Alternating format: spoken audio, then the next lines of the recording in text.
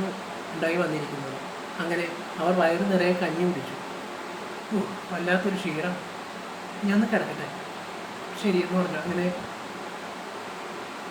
ഈ കൊച്ചു പൗലോസ് അവിടെ ഒരു മുറിയിൽ കിടന്നു. എപ്പോഴോ ഉറങ്ങിയെങ്കിൽ കൊച്ചു പൗലോസ് നേരെ കടമറ്റം പള്ളിയിലേക്കുള്ള വഴി ചോദിച്ച് മനസ്സിലാക്കി അവൻ കടമറ്റം പള്ളിയിൽ ചെന്നതും അവിടുത്തെ വികാരി അച്ഛന് കൊച്ചു പൗലോസിനെ കണ്ടപ്പോൾ മനസ്സിലായില്ല. അപ്പോൾ കൊച്ചു പൗലോസ് സ്വയം പരിചയപ്പെടുത്തി, ഞാൻ കൊച്ചു പൗലോസാണ്, അച്ഛൻ്റെ സീമന്തപുത്രൻ. അങ്ങനെ അച്ഛൻ്റെ കണ്ണിൽ നിന്നും സന്തോഷം കൊണ്ട് കണ്ണുനീർ ഒഴുകി വന്നു.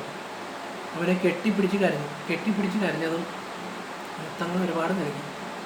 എൻ്റെ കുഞ്ഞുമോനിൽ എവിടെയായിരുന്നു എന്ന് ചോദിച്ചപ്പോൾ അത് എന്നെ ആർക്കോ തട്ടിക്കൊണ്ടുപോയി തടവിൽ പാർപ്പിച്ചിരിക്കുകയായിരുന്നു കുറേ വർഷം.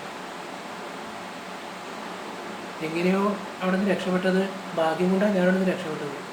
അത്രയും മാത്രമേ അറിയൂ. അങ്ങനെ ആ പള്ളിയിൽ ഒരു വ്യക്തി അവിടെ ഓടി വന്നു.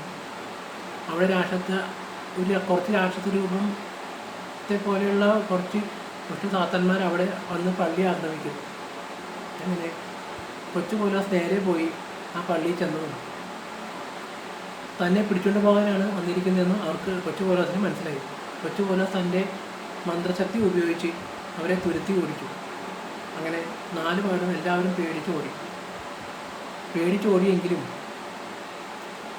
വികാരി അച്ഛന് കാര്യം മനസ്സിലായി. ഇവൻ പണ്ടത്തെ പഴയ കൊച്ചു പൗലോസല്ല, ഇവനിപ്പോൾ മഹാമാന്ത്രികനായ വ്യക്തിയും കൂടിയാണ്. അങ്ങനെ അന്നു മുതൽ എല്ലാവരും